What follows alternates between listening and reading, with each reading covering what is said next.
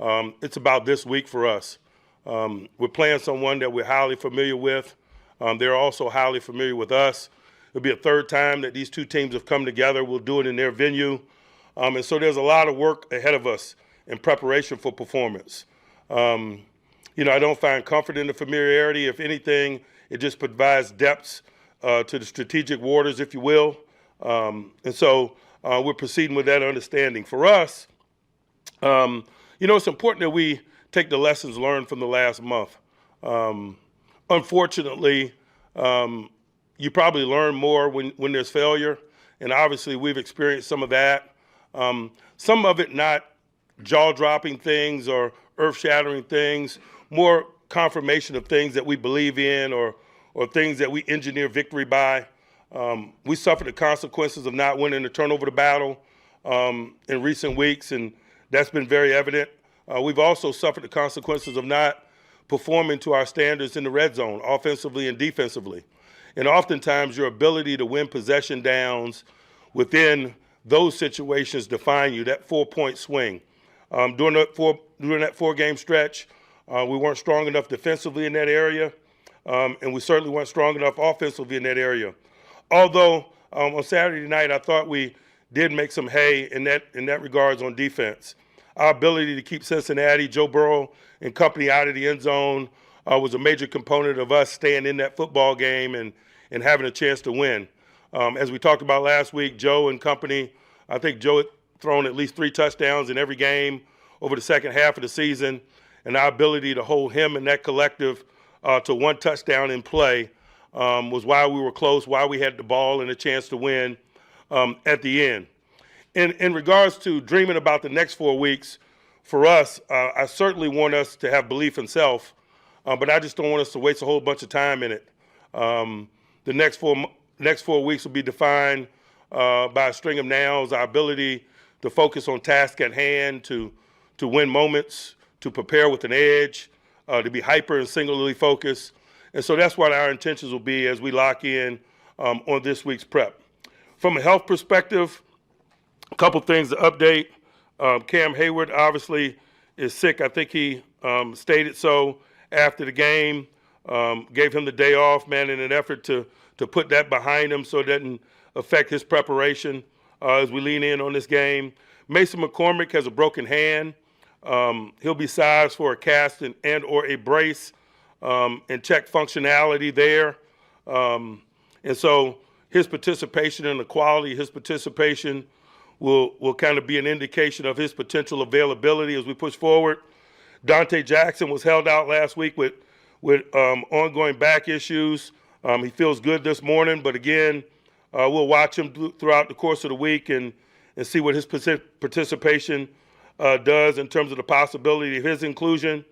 And then there's some other bumps and bruises associated with play that may affect some people at the early portions of the week, but I don't think will be a major factor when it comes to dividing the labor up and determining who plays and who doesn't at the latter part of the week. Now on to Baltimore. I'll start with their defense. Like we talked about last time we came together, I've seen a tremendous sea change in some of the things that they're doing over the second half of the year. It looks very familiar. We talked about Dean Pease, man, and his inclusion in their efforts and how it has impacted their efforts, and it's very evident, to be quite honest with you. They remain aggressive schematically, but they do so while being prudent. They're using a lot of bogus pressure, and that's a signature of Dean Pease football. They'll show the semblance of pressure, but still distribute 7 in coverage, and that minimizes some one-on-one matchups on the back end. Obviously, he had a pick 6 that broke the game open in Baltimore, but he did similar things against the Cincinnati Bengals, had late turnovers in both of those games that allowed him to win both of those games in a shootout-like fashion. Kyle Hamilton, man, since they moved him back to safety, has been really solid, doing a nice job keeping a lid on it. Is good down in and around the line of scrimmage as well, a good blitzer, a good run game tackler. He's got a really good skill set. And then obviously Roquan is the defensive quarterback. They've played a lot of linebackers over the second half of the season in terms of his partner, but he has been a consistent guy. He's in every package of defense. He's their green dot. He's a high-volume tackler. He's good versus the run. He's good versus the pass. He's good at mirroring the quarterback. They're doing similar things with Kyle Hamilton in the secondary in terms of some of their man-to-man things, allowing him to mirror the quarterback also in longer yardage stances. I think all of that has created an opportunity where they're keeping a lid on it. They're making the quarterbacks process more. It's giving their rushing opportunity to be significant. 5'3" and 99, both guys have been really significant in terms of their ability to get after the quarterback. 92 as well on the interior. There's no reason, there's no surprise that they're one of the hottest teams in football. On the offensive side, man, it's about 8-22 for us or for anyone, to be quite honest with you. Lamar's play has been spectacular. He's been very good with the ball. He's been good in the motive operation there. I would imagine the special teams component is going to be big in a game like this. It was the last time we came together. We had a ball on the ground, I think, very early in the game. In the punt game that we didn't recover, we had one later that we did recover and gave us an opportunity. And so we got to be on the top of our A game there and look to find an advantage if we can in that space. Got a lot of respect for the environment. Going to Baltimore, particularly in playoff football, is something to be respected, man. I expect it to be a hostile environment. I welcome that, to be quite honest with you. It's important that we smile in the face of that as a collective. It's just simply a tax to pay for not winning the division, and we pay that. But we're excited about the playmaking, the tangible things that will decide the outcome of this game. And we realize we got a short amount of time to prepare, and we're preparing with an edge. And we look forward to pitting our skills versus the Ravens on Saturday night. I'll pause and open it up for questions. Taking you guys so long to warm up to things? You know, that's a good question. Some of it's had to do with some of the people that we played have done a nice job. Some of it has to do with us. Rest assured that we're working extremely hard to rectify it, and I'm excited about taking another whack at it this week.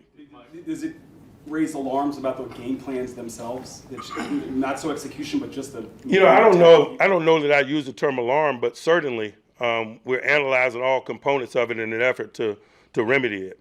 Mike, you mentioned the improvement of the defense last week. Is there anything you've seen offensively that might turn into something over the last couple of weeks? Certainly, but I don't know that I'm looking for comfort, to be quite honest with you.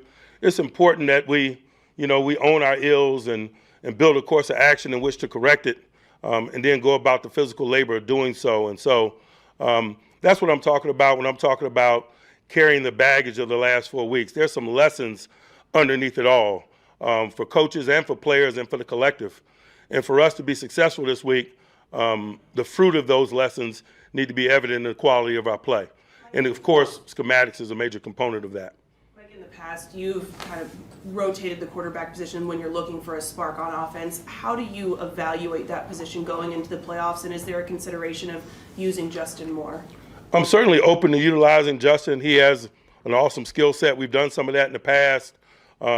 We've done less of it in recent weeks. He experienced an injury or so a couple of weeks back that slowed some of that. But certainly in an effort to win this game, I am open to any combination or combinations of the division of labor in an effort to do so. And so I'm certainly open to that as we develop plans this week. One thing that did seem to spark the offense the other night was Mike Williams with the catch down the sideline. Might we see more of him moving forward in the playoffs? Certainly. And for us, it's not just about Mike, it's the playmaking. A volume challenge with Kelsey and Gesicki. Where do you guys need to get better at stopping the tight ends? You know, I think for us, it's about getting a conglomeration of people who do a good job communicating for us. And I think the overall trajectory of that has been on the upswing ever since we got Deshaun Elliott back in the lineup, and I expect that to continue. Mike, it's been a few years since you guys have won a playoff game. What gives you confidence that this year's going to be different? Because I work with this group every day. I'm excited about it. We're very familiar with this team. We know how to play this group. And so that's where our focus is as we get prepared for this one. What you mentioned is my story. It's not this collective story. Many of these guys involved do not tote those bags. I happily tote those bags. But it's not something that I'm going to project on the collective. Mike, when you talk about learning lessons from losses related to those playoff losses, what lessons do you take from those in the last 4 years, particularly getting down big early in the first To half? be honest with you, I hadn't spent a lot of time pondering that in the last 48 hours. I've been getting ready specifically for this game with this collective. Mike, it looked like you put a lot of trust in Corey Trice against the Bengals. How did he do? I know he gave up the early touchdown, but after that, how did he do? I thought largely he did some nice things, man. Corey's a hard-working guy. He doesn't have a lot of experience. It was really good experience for him, and it's reasonable to expect him to build upon that. Like last week, Cam Hayward was talking about at this stage in his career, nothing is guaranteed. Are you seeing ways on the practice field or the way he performed recently that there is a sense of urgency, and how much do you want to see him get the ultimate, reward? I think I'd be misleading you if I talked about an increased sense of urgency as it pertains to Cam. Cam has been urgent since the day we drafted him. And I think that's why he's had the career that he's had. It's no secret in terms of producing a unique career. You need to have a unique approach, not only in terms of your talent, but what you're willing to do. And I think he's certainly reflective of that. Mike, George has had 50 yards receiving in 2 games. Has the time off affected him at all, and how do you get him back to where he was a month ago? I think certainly based on, output, you could say that. And so I'm looking forward to him bouncing back and looking forward to us bouncing back with this next outing. Some of the drops he had, is that just part of the game? You rarely ever see him do that. No, you don't. But he did. And so, he has to own it. But he wasn't alone. As I mentioned after the game, we had several people that had very makeable plays, routine, if you will, like plays. And if you're going to be good, not only great, but good, you got to make routine plays routinely. Mike, there's a camera shot of George being held back, exchanging words with a fan, Frameth holding him back. Is that a player in the heat of the moment, being frustrated, or does that speak to a little bit more of a discipline issue? I have no idea what you're referring to, so that's news to me. So I'd be speculating if I commented on it in any way. Mike, when you went back and look at the film, I think other than the 2-minute drill at the end of the half, you ran on every one of the 12 first downs until it's like 19-7. Would you like to vary that more and not be so consistently doing that? From a broader discussion, certainly, but we also had an agenda in that game, and that's oftentimes the things that you balance. A personality that you value, along with a specific agenda in an effort to create an environment that's conducive to winning a game, are things that we weigh from a planning perspective every day of our lives from a coaching standpoint. Would you like to see the agenda shift a little more quickly? If you're in the third quarter, you've got 70 yards of total offense or whatever it is? Certainly based on the outcome of our last performance, yes. But in terms of a vision, we make decisions. We do not live in our fears. We formulate plans to try to position ourselves to control the game. And sometimes it might be minimizing our exposure to Joe Burrow with how we play offensively. And so certainly based on the outcome, Has not been as productive I think it's reflective of all of our performances over the last month. It's been spotty at best. But again, during that time period, we've been 0-4. And so that's not an earth-shattering statement. What has he shown you in the last 4 weeks that tells you he's capable of providing a spark in a playoff game? His approach to business day to day, first and foremost, certainly.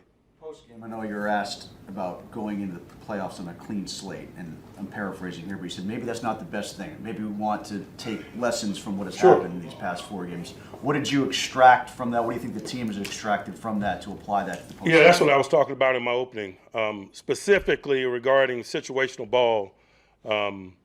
The red zone component has been big for us. The turnover component has been big for us, big positively and negatively at different times during the course of the season. And really, if anything, the 4-week stretch has got confirmation of some of those agendas.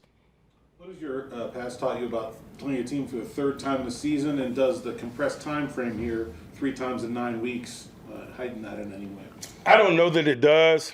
I just think the more familiar you are, the more significant the strategic component is. But as a coach, man, I welcome that. I want the responsibility of being a component of how this game unfolds and to try to stay a step ahead of them. I'm sure they have the same agenda regarding us. It doesn't get routine with each matchup. it gets more sophisticated, it gets more complex, and from a coach's perspective, more fun. Anyone else? Just one other thing on special teams. I know that with the kickoff rule being new, are you finding as it's gotten colder and things have gone along here in winter, has that affected some of the returns with the flight of the ball? You guys trying to adjust to that? You know, I don't know about globally. I know that there's been 7 kickoff returns in 2024 for scores as compared to 4 in 2023.